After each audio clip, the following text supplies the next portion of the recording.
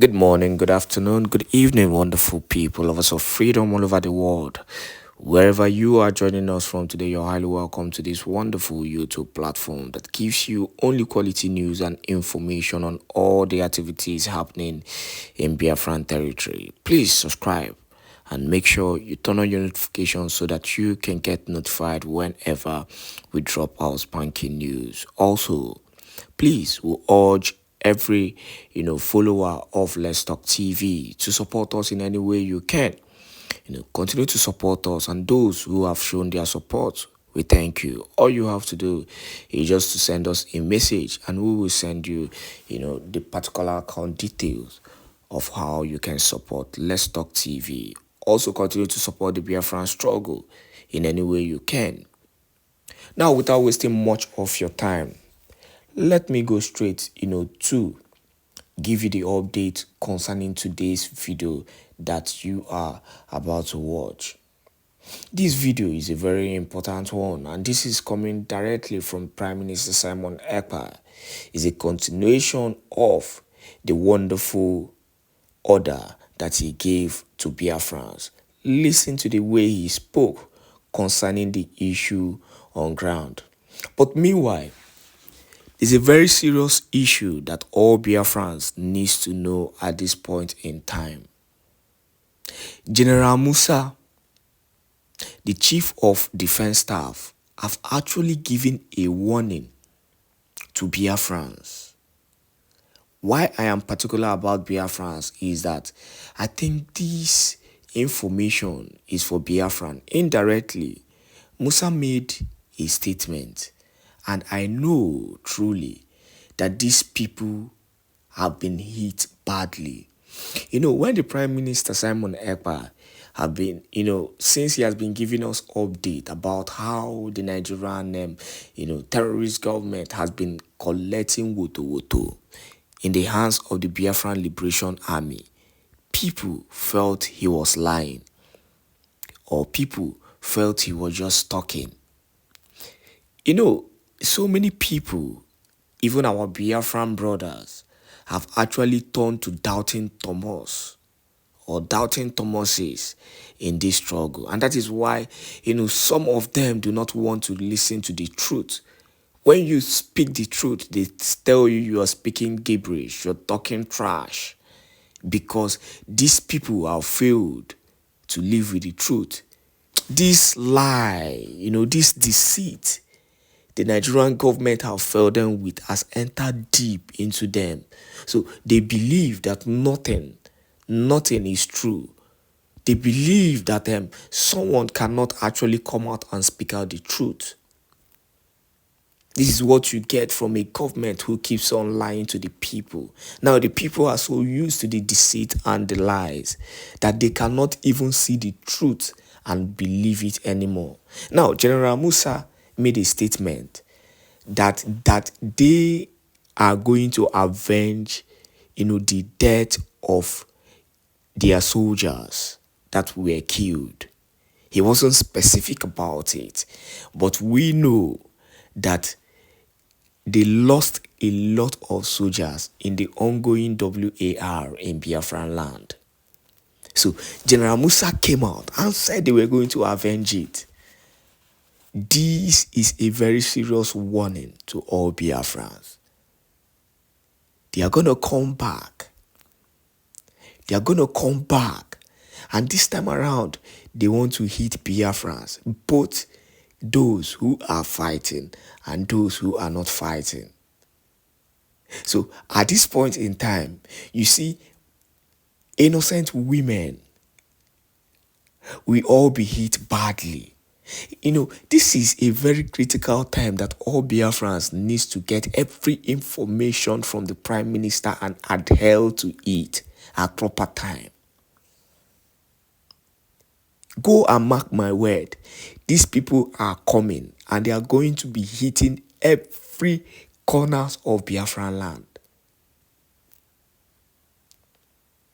But one thing that we are very optimistic about, and one thing that keeps on, that keeps us going, is the fact that, just like as Mazi Nnamdi Kanu said,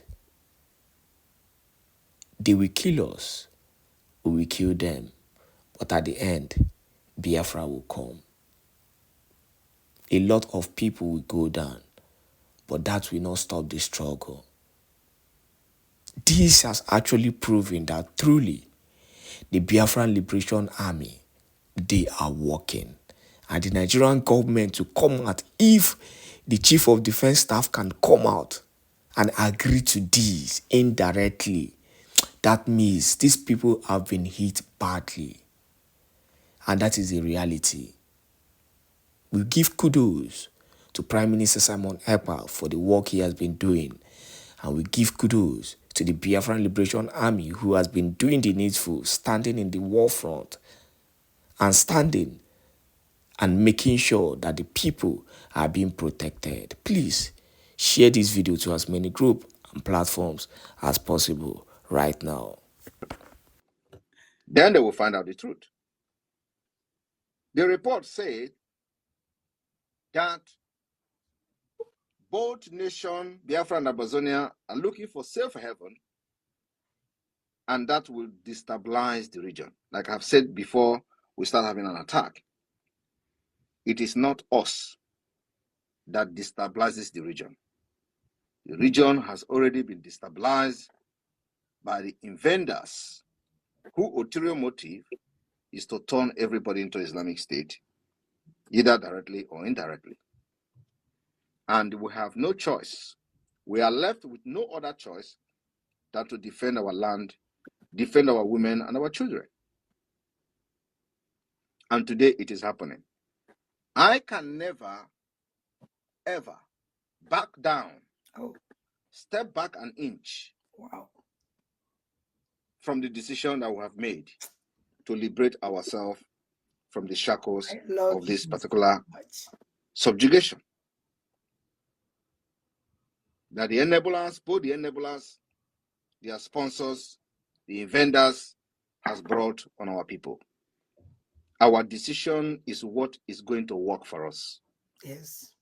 The model we are following today is our model, not Mandela model, not Gandhi model, not Martin Luther model. It is a model that is going to work for Biafra. Our own.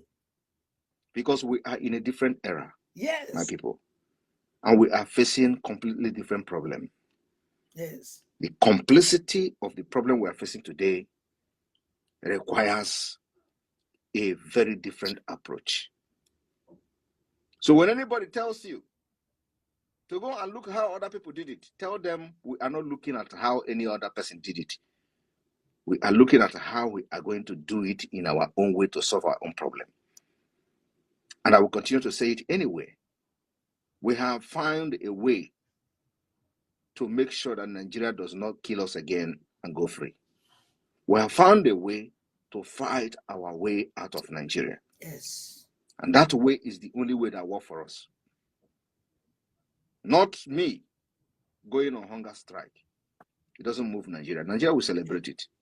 I know on a strike already. Not me doing any other thing, saying, oh, everybody should drop arms because Gandhi used non-violent. Because, and when we talk about violent, when we talk about non-violent, I do not know who is using violent. Is it us who have been killed for carrying ordinary flag? Is it us who have been killed for going out to the streets to say enough is enough? Mm-hmm. Is it us who have been killed in our own homes? Our children, our women has been killed, raped in our own homes. Who is violent? Is it us who have said you can't kill us again? Or is it those who have been perpetrating this particular heinous crime against our people for ages? And we have risen up today to say, no, you can't do it anymore. And they want to give you a bad name, say you are violent. If that is the definition of violent, I am violent. Yes. I can never stop this violent. Oh. If it is to defend my people is what you know to be a violent, I am violent. But that violent until the freedom come. Oh my God. Thank you very much. Ayaba, you can go ahead from here, please. All right. Thanks a lot, Mr. Prime Minister. Am I being heard? Yes, we are Very doing well, well. sir. Very All well, right. sir. I would like to address a couple of issues and look into the future. Um, we should be very optimistic, not because we are more powerful than those who've held us captive since we were born, but because we are wiser. Yes. And the Prime Minister talked about instability. Instability is caused by insecurity, and insecurity is caused by poverty that is induced through mismanagement, corruption, and lack of accountability. Our both nations, both the economic and political infrastructures have been hijacked and tailored to satisfy a handful of gun-wielding, powerful individuals who have now caused even the collapse now of the Naira. And I'm happy that the Prime Minister and myself, we've had discussions on establishing an intermediate currency for Biafra. The violation of human rights, torture, and arrest, imprisonment, lack of fair trial, summary execution has been the cause of instability. Environmental degradation, getting into Biafraland, into Amazonia, with corporations whose sole interest is profit and engaging in activities without concern for the protection of the environment has caused oil spills, has caused health hazards. Those are the causes of instability. And I can agree with the Prime Minister more. If you go further to looking at these reports, which purport to cite primary and secondary sources, they are produced in what I call a Eurocentric manner that negates the contextual realities which, if followed, would have produced reports that are not only objective but reflect the reality of the moment. You find the report, talking about the Amazonian Governing Council and others as militias. And that is not only abusive, but it is wrong. But one of the reasons why we wanted to highlight this report, as the Prime Minister has said, is also because if we do not establish the institutions that can produce our own reports, others will do it for us. And that's why during our last outing, we talked about creating the Amazonia Biafra International Relations Institution that will be responsible for overseeing opportunities. And I state this here. Amazonia has engaged in negotiation already. The first failed attempt was through the Swiss government. The second aborted attempt was through the Canadian government. And in my leadership, I have always brought up the Biafran issue because the destabilization being caused in Biafra by all the issues I have named is going to affect the economic prosperity of Amazonia and the political stability which is required for investment in Amazonia. So we must look into how we are going to shape an approach that is going to undermine the approaches that have been established within the continent. For example, the report highlights the importance of the African Union in either resolving or getting involved into the conflict. If we just look at the last African Union, over 5 countries did not, or more countries did not participate because they consider the African Union as having been hijacked by either the European Union, as we saw the French intervention in undermining the supposed currency that they wanted to put in place.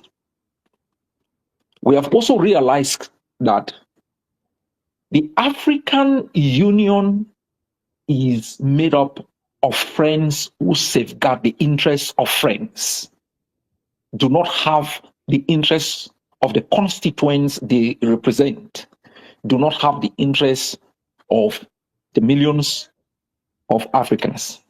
So you can find that Africans are being attacked in South Africa, you will hardly get criticism. You will find that Africans are being molested across the continent.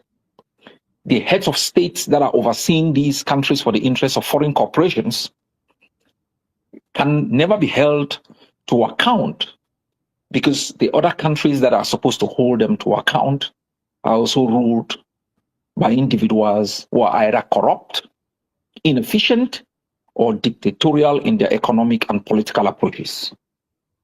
So how do we move forward? Who do we look up to? Do we want to, as Biafrans and Ambazonia, create a new world order that redefines, the concept of state interrelationship, concept of sovereignty, state security? How do we want to do it? As the Prime Minister said, the Gandhis, the Martin Luther Kings, the Malcolm X, the Mandelas existed at a particular time. Also, their time and their approaches responded to the geopolitical relationship that existed then. The struggles between capitalism and communism, where international actors could support one side to push them to adopt economic models or political systems that are commensurate to their own. We have harnessed the power of the social media. I will not remind you that we are on Twitter. Then, during the Mandelas, you needed a radio station to be able to communicate. Now, we have the power of the social media. We can undermine constructed narratives, the books written by historians that favor the occupiers of our country can be undermined through knowledge created by the access we have using the social media. So how can we positively not only use the social media to undermine the narrative that treats us as subject to the master state, but also to create alternative political, economic, and social models that will be embraced by our peoples? It is not enough to let the people know what you are fighting against. It is more important to let the people know what you are fighting to offer. This is why we must not wait for the kind of economic model we want to be established only after we have completely defeated colonialism. Biafra and Ambazonia must begin to trade and regulate the trade and make sure that those who trade pay taxes to both institutions that can be used to be reinvested within communities to create proper systems of education, proper systems of cohesion that keeps our people clean environment and that gives our people respect and dignity. We are not going to wait until we defeat these enemies to establish an education system that is going to develop curriculum of education that responds to economic and socio-economic and political reality. We are not going to sit here and study about fishing and forestry in Norway when you can deal with it down there in Biafra.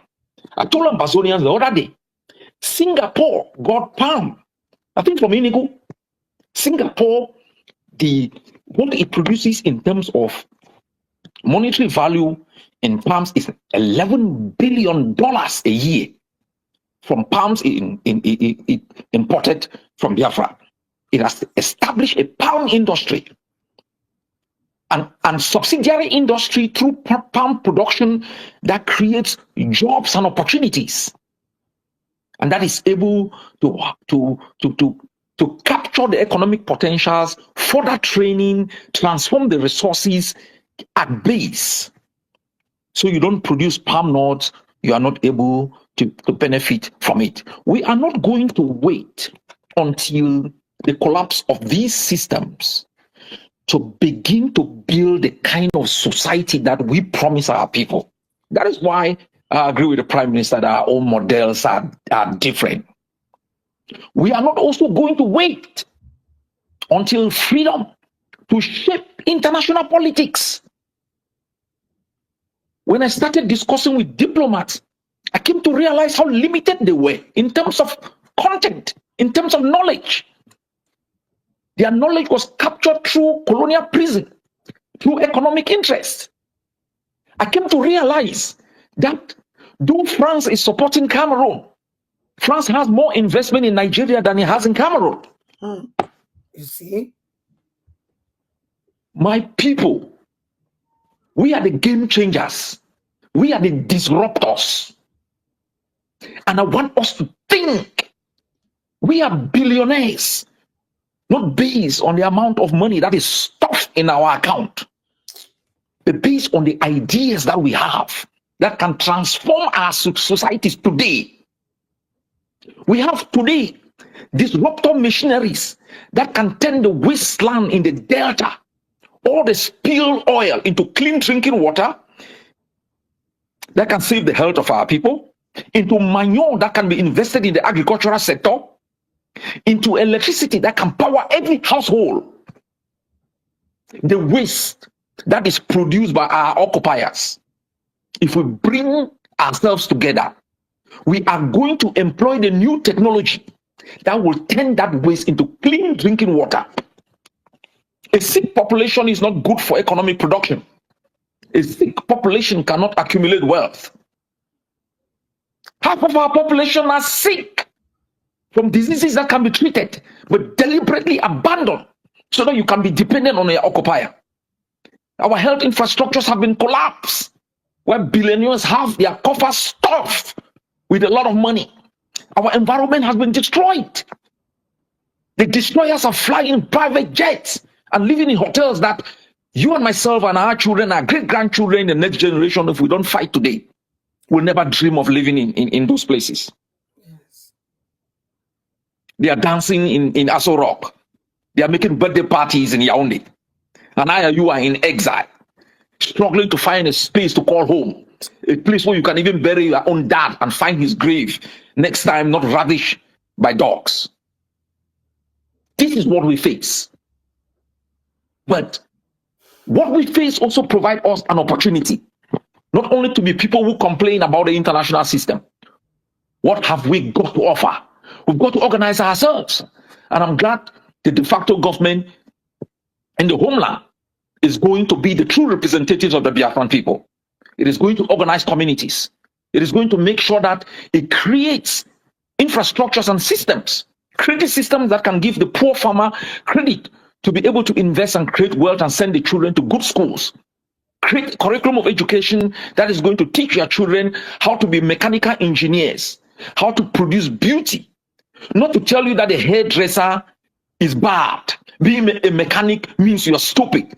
Being an electrician means you didn't go to school. We use words to change the future. We use words to give you hope. Yes. We use words to make you not to be afraid. We use these words to tell our enemies that you can alter your approach today for the benefit of your own people, or this generation will collapse your systems. Yes. We have just gotten started. We will not succeed if we blink. We will not succeed if we compromise. We will never succeed if we do not give them method for method and ideal for ideal. But most importantly, all of the things we say today, we articulate are mere words. If we do not transform them into actions that can benefit our people today, it will be useless. Ambazonia has risen. Biafra has risen. Our neighbors and the world better get used to from today that these nations exist. Before they were here, we were here. When they will be long gone, we will still be here. Yes. And both flags will still hover and tower Oh my God. over our both nations. All hail Biafra, all hail Ambazonia. All hail Biafra, all hail Ambazonia. Thank you very much, Oh my God. Dr. Cho, for that wonderful speech there, touching everything Yes. as it is. You know, the enemy has always used this reverse psychology. They always tell you it is your activities that is bringing the military to kill people. It is your activities that is making your region to be destabilized. And like you just rightfully pointed out, when the government fail, it gives birth to insecurity, and that insecurity will start destabilizing the region. And that's exactly what has happened. But even more to it, the government by themselves sponsors the insecurity. The government by themselves sponsor terrorism. The Everything. government by themselves aid and abet the terrorists that are coming to kill our people.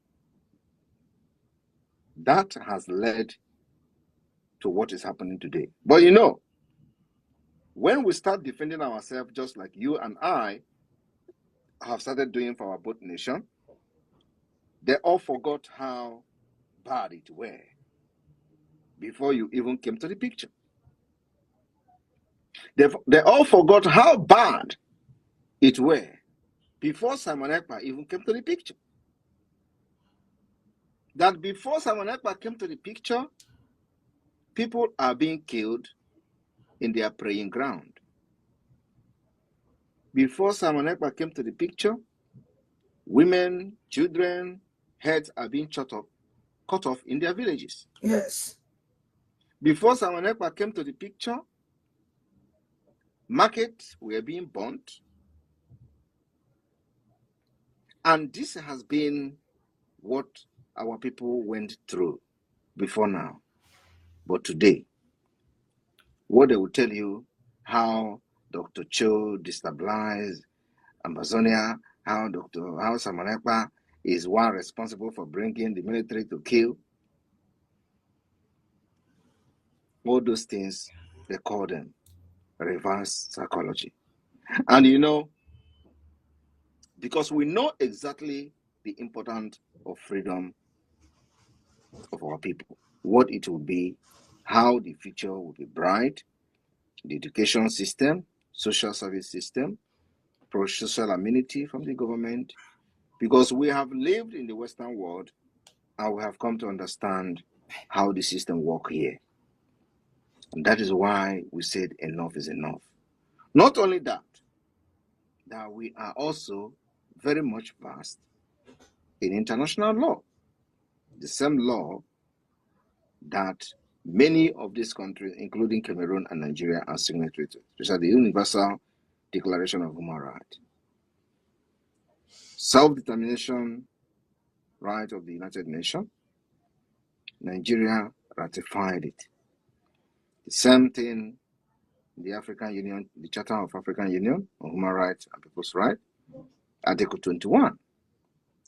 These are the things that many of these people don't understand. We are looking for a nation where the citizens will be proud to call a nation. We're looking for a nation where we know we will not be branded as criminals and internet fraudsters. We're looking for a nation where the government will take responsibility of its own citizens. We're looking for a nation where the security of every person will be the first and utmost priority of the government. We're looking for a nation where democracy will be the order of the day, where the people's right to vote will be counted, respected, where a true democracy and a true democratic process will be implemented to the fullest. We are looking for a country where people can sleep and their two eyes closed, like many of us are sleeping in a different country of residence, because the land is secured. Yes. And the Biafra government in exile and Amazonia Governing Council has done that job from the scratch. We in the government in exile of Biafra, we've embarked on the database of the Biafra people. At the same time, like the Dr. Cho mentioned here about the currency of Biafra and Amazonia, we've had extensive discussion, plan, making sure that we put every structure in place. And this structure is already coming to stay. The Biafra coin will be out very soon. The same thing with the Biafra National Identity Card, the Biafra database system, it will be out soon. We are not just doing this for the sake of it, but we are doing it to make sure that our people do not jump from fry pan to fire. We want to preach and do what we preach. We want to make sure that the freedom we are looking for and the dream that we have for our people are the dream that is realistic, and dream that is achievable, and dream that will put their interests first before anything. That's why this sacrifice is being made. For those who do not understand the importance of this particular alliance, Biafra and Amazonia, not just in the alliance, but the emergence of these countries. For those who do not understand the importance, like I have said, Sahel is being overrun by terrorists. In the entire West African state, Amazonia and Biafra remain the only two nations that are completely pure and clean from the terrorist spirit. I stand to be challenged anyway. Mention one country in the South, in the Western Africa, that has not been infiltrated by the Islamic State agenda. Mention one. All of them, from A to Z, the terrorists are in charge of many countries, including this African Union. And that's what many people do not understand. But the point is, it is not late. The more you sabotage the freedom of Amazonia and Biafra, the more you enslave yourself and the more you open yourself to a threat of Islamization. This is a fact. Check yourself and check the countries within the West Africa. I want you to mention one country that you can look at and you see the potential you are going to see in Biafra and Amazonia. Mention one country. There is none. All these countries has been caged. And the only hope many of them have today is this emerging nation, the Biafra and Amazonia. where we are going to join forces, a very powerful forces, to make sure that the upsurge of the terrorists from the Sahel will be haunted to the minimum. The disintegration of Nigeria, the exit of Amazonia will go a very long way in cutting very short the ideal, the agenda of the terrorists within the Sahel. Once Biafra exit, the interest of the terrorists, the interest of the Islamic State has been disintegrated. And this is a fact that everybody must know. We are not saying that we're going to be the police of Africa, no, but we are going to be a model to so many African countries. And that model is very, very crucial and very important. So if you are an Amazonian, find yourself in Amazonian territory, even if you believe in Amazonia or you don't believe in Amazonia, know one day that Cameroon can never be the option. Whatever you go through, whoever you are, whatever Cameroon has made you to become today, you can never attain your potential under Cameroon. The same thing to Biafra people. You can never attain your potential as a Biafran in Nigeria.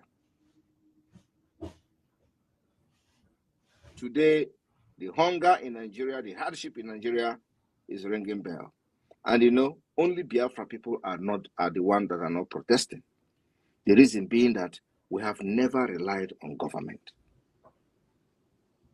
That is the secret. Biafra has never, ever in the history of Nigeria relied on the government of Nigeria. And today, the result is here. The people that are crying are the ones benefiting from the Nigeria. That is the reason when you talk about the betterment of the people when they exit Nigeria, they say, no, you must stay in Nigeria because Nigeria feed them. Yes. But the same Nigeria don't feed Biafra. The policy of the government has always been against the Biafra people. But Biafra are self-made.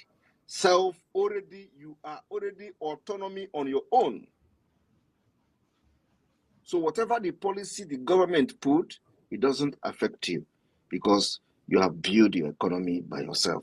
You provide electricity for yourself. You provide water for yourself. You provide school for yourself. You build the road for your community. You put street light for your community. There has never been Nigeria government present anywhere in Biafraland.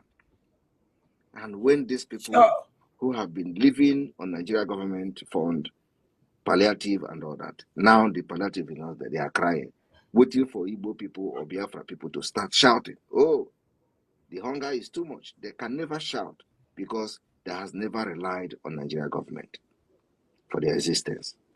This is the hard truth. But it is not only on this particular self-governance, it is also going to be a model for Biafra nation. If you can survive in Nigeria and everybody is crying and it is only Biafrans that are not crying, I want you to think about how it is going to be when you are independent, have the opportunity to govern yourself, make policies for yourself, how you are going to be. It can never be compared to Nigeria, no matter how bad it will be. So our people, irrespective of the blackmail, we will stand very firm. Irrespective of the propaganda, we will continue to stand very, very firm. Yes. It is not what you call me and Dr. Cho today that matters, but what you are going to call us in the next 5 years. Thank you.